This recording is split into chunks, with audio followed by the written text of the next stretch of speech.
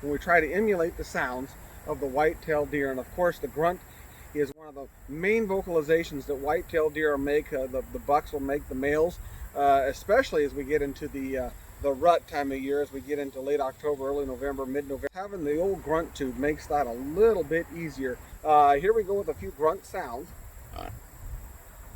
Not a lot, not real boisterous, just enough contact type grunt sounds to get their attention.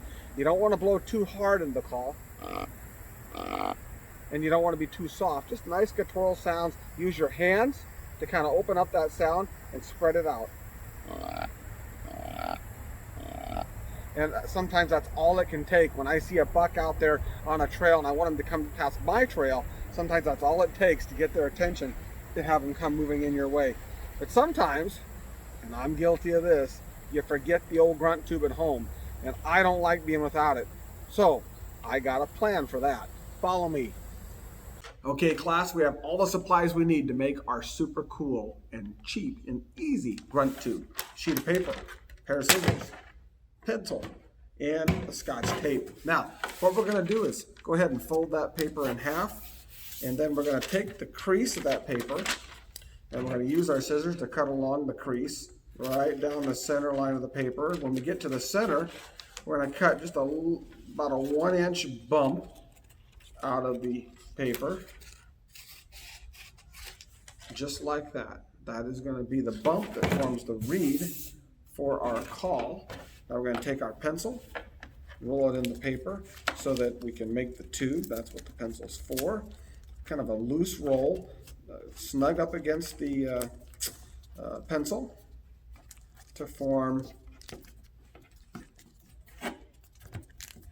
the tube that we're going to need to suck the air through.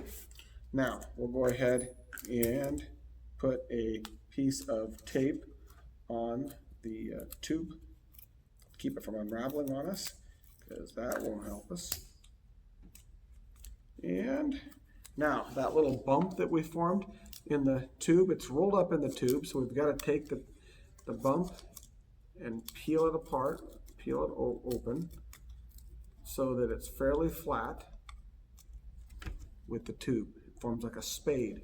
Now we're just going to take our finger and push it up against the tube, and now gently suck through the tube to bring the air and rattle that.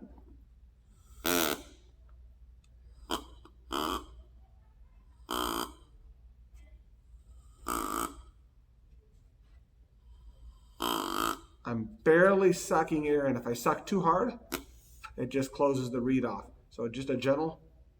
If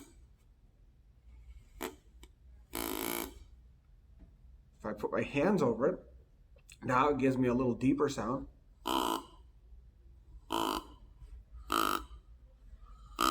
And those are the grunts of a white-tailed deer.